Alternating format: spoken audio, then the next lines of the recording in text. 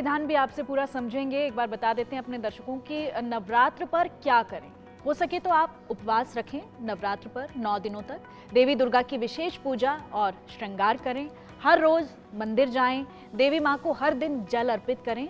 अखंड ज्योति जरूर जलाएं।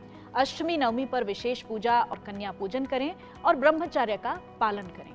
तो ये कुछ नियम कायदे हैं जो आपको इन 9 दिनों में ज़रूर फॉलो करने हैं। अगर आप नवरात्र रखते हैं तो बहुत अच्छी बात है, लेकिन अगर आप नवरात्र नहीं भी रखते हैं तो ये 9 दिन जो हैं देवी माँ के पूजन अर्चन के दिन हैं, तो आप कम से कम इन नियमों का पालन ज़रूर करें। आचार्य जी लगातार हमें पूरा विधि विधान समझा रहे हैं। आचार्य जी, आपने अखंड ज्योति का जिक्र किया। बहुत सारे लोग होते हैं जो अखंड ज्योति नहीं भी जला पाते हैं, किन्हीं कारणों से बाहर होते हैं, वो नहीं इस चीज़ को फॉलो कर पाते हैं। तो उसके पीछे का भी मैं आपसे थोड़ा समझना चाहूँगी कि अगर वो ये नहीं कर पाते हैं तो फिर कैसे नवरात्र के 9 दिनों में पूजा करें? देखिए, अखंड ज्योत किसी एक कामना को पूर्ति के लिए ज्योत जलाया जाता है और ऐसा मान्यता है कि माता जो है, माता का स्वरूप जो है वह ज्योति स्वरूप है और अग्नि में ज्योत होता है, तो माता के 9 रात्रि तक वह ज्योत को जलाए रखते हैं।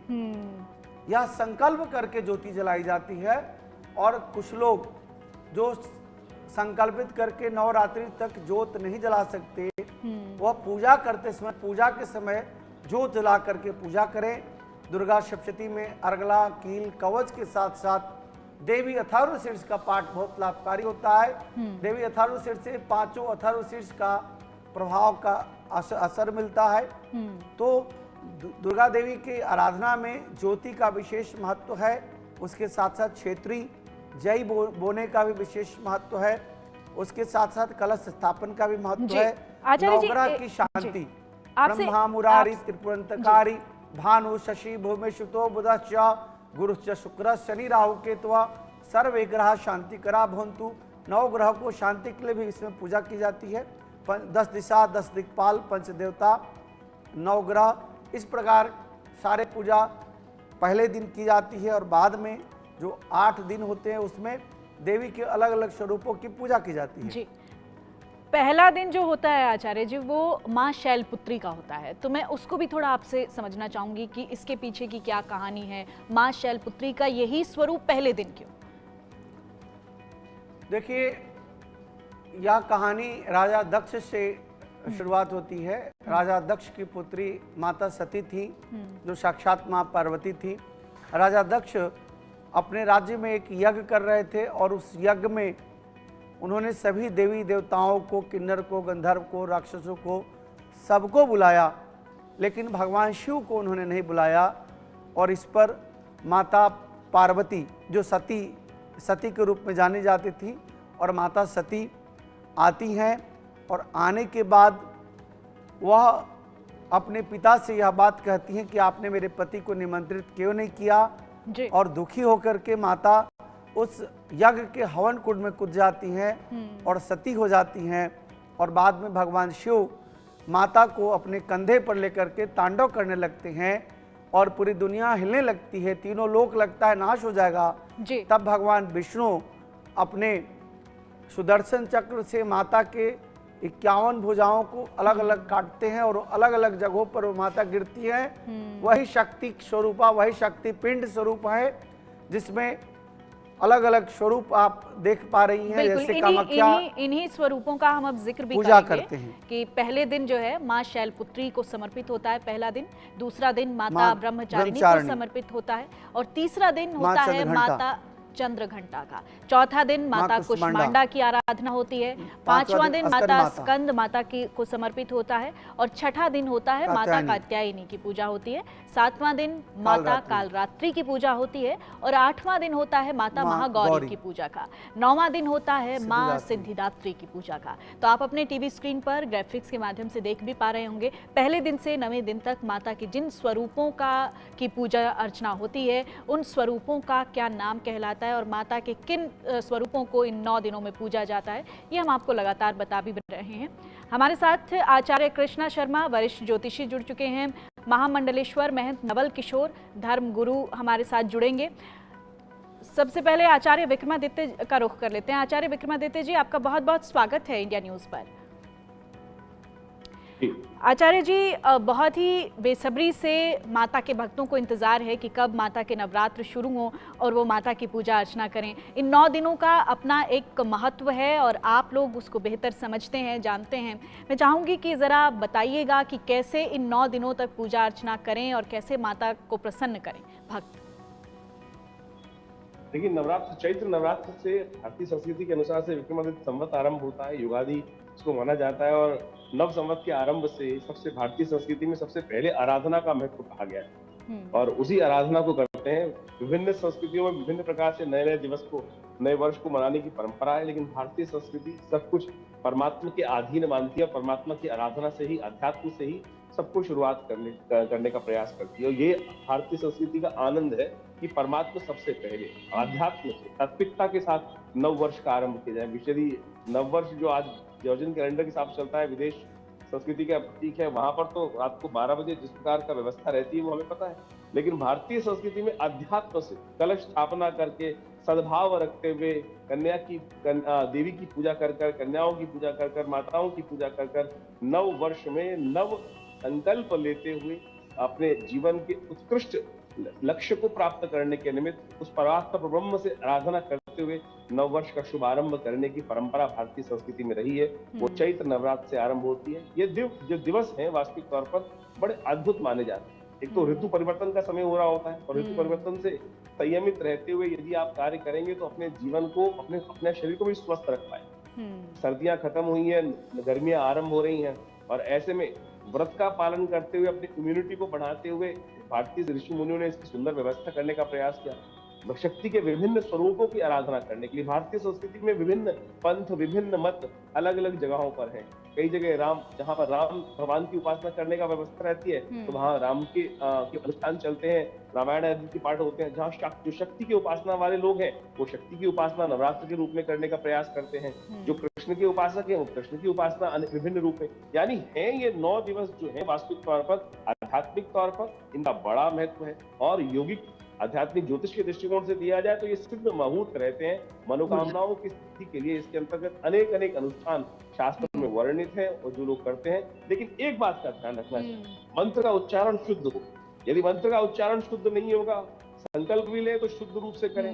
लोगों को ज्ञान नहीं है कि संकल्प कौन सा किस प्रकार से लेना चाहिए। यदि आप शुद्ध उच्चारण नहीं कर सकते हैं तो कम से कम भाव पवित्र रखने का प्रयास करें तो वो बहुत अच्छा रहेगा। नहीं तो मंत्र का एक विशेष तौर पर दुर्गा सप्तशती एक तंत्र है। तंत्र के अंदर अगर आपने आकार का भी, एक अनुस्वार का भी गलती कर दी तो मंत्र का दुष्प्रभाव, मंत्र का नेगेटिव प्रभाव हो सकता है। इस बात का हमको ध्यान रखना। बिल्कुल, ये बहुत ध्यान रखने लायक बात है। बहुत सही कह रहे हैं आप आचार्य विक्रमादित्य जी। मैं चाहूंगी कि आप कुछ मंत्र उच्चारण भी हमारे दर्शकों के लिए जरा सुनाएं तो अच्छा रहेगा, बेहतर रहेगा कि वो कौन कौन से मंत्रों का उच्चारण करें इन दिनों में। देखिए, विभिन्न शास्त्रों में, भारतीय संस्कृति में, वेद विज्ञान के अंदर शास्त्रों में अनेक इतने मंत्र हैं, असंख्य मंत्रों की उपनिषद कहा गया है। लेकिन मंत्र सरल हो, ऐसा मंत्र हो कि जो शुद्ध उच्चारण कर सकते हो। निवारण मंत्र शास्त्र के अंदर सबसे श्रेष्ठ माना गया है, लेकिन निवारण मंत्र का उच्चारण सही होना चाहिए।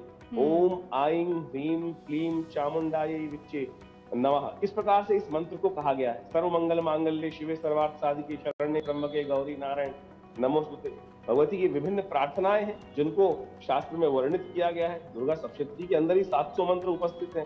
सर्वमंगल मांगल्य के साथ सर्वा बाधा विनिर्मुक्तो धन धान्य सुखान्विता मनुष्य मत प्रसादेन भविष्यति न संशयः। जिनमें भी आपकी श्रद्धा, यदि पूर्ण श्रद्धा के साथ, विश्वास के साथ आप दुर्गा सप्तशती का संपूर्ण रूप से पाठ कर सके शुद्ध उच्चारण करते हुए तो बहुत श्रेष्ठ है। नहीं तो विद्वान ब्राह्मणों के द्वारा, विद्वान लोगों के द्वारा उनके सानिध्य में बैठकर उनका आप श्रवण कर सकते हैं। देखिए, एक बात समझे, मंत्र को जपने से जो शास्त्र में कथा का श्रवण सबसे श्रेष्ठ कहा गया है। क्यों? क्योंकि टेप रिकॉर्डर की तरह व्यक्ति बोल भी सकता है लेकिन उसको श्रद्धा ना हो, लेकिन जो सुनने वाला होगा वो एकाग्रचित्त भाव से सुनेगा। सुनने का बोलने से कई गुना अधिक प्रभाव कहा गया है। तो बड़ी श्रद्धा के साथ उनको कथा का, क्योंकि कथा श्रवण की जाती है ना, जो कथा वाचक है उसका पुण्य तो जा ही रहा है, लेकिन कथा श्रवण करने वाले का बिल्कुल, ये श्रद्धा और विश्वास बेहद जरूरी है। आचार्य कृष्ण शर्मा भी हमारे साथ जुड़े हुए हैं। आपका बहुत बहुत स्वागत है आचार्य कृष्ण जी।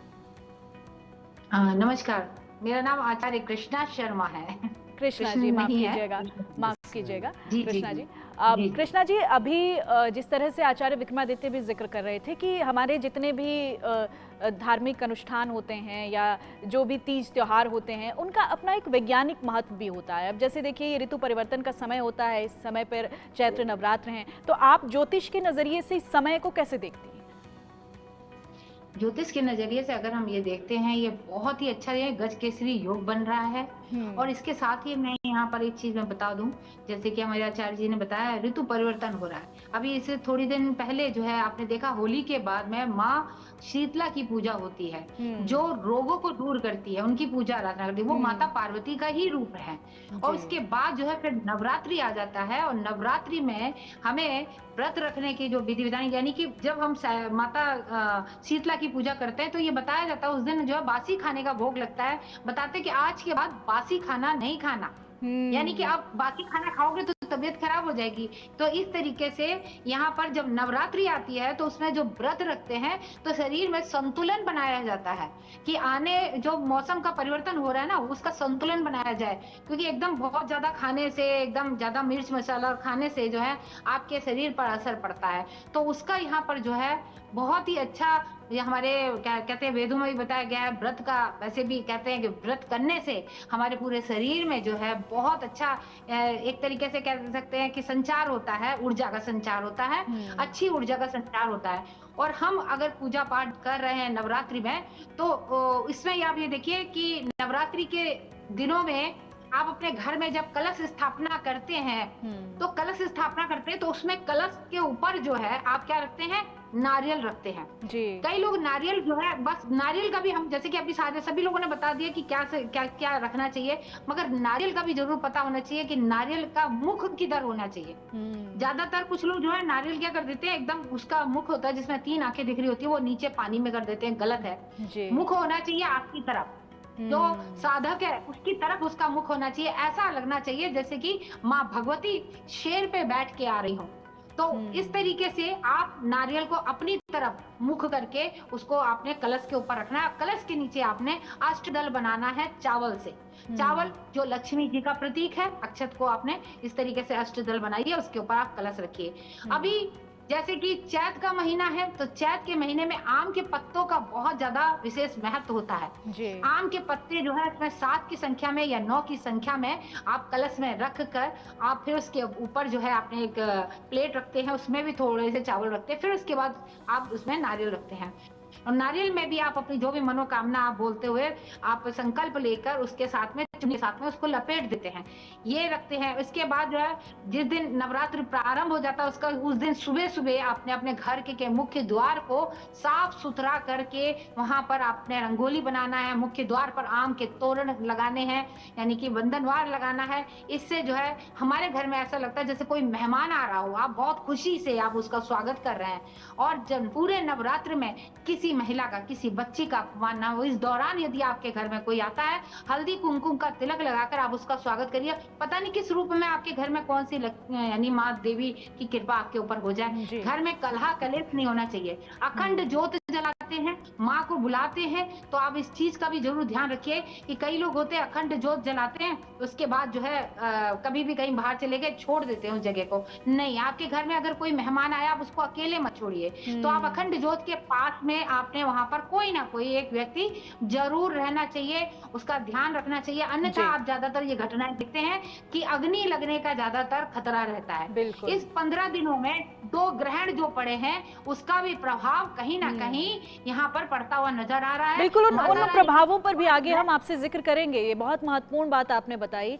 और हमने की सवारी देखिए, घोड़ा है ना, तो कहीं ना कहीं ये दिक्कत देने वाला है। ये जो नवरात्र में आप ये देखेंगे अप्रैल के महीने में आपको घटित कुछ घटनाएं दिखाई देंगी आपको। तो इसलिए उन सभी घटनाओं का भी जिक्र करेंगे हम आगे। कलश स्थापना की हमने बात की, वैदिक मंत्रोच्चारण के साथ आप कैसे माता की पूजा अर्चना करें उस पर हमने बात की।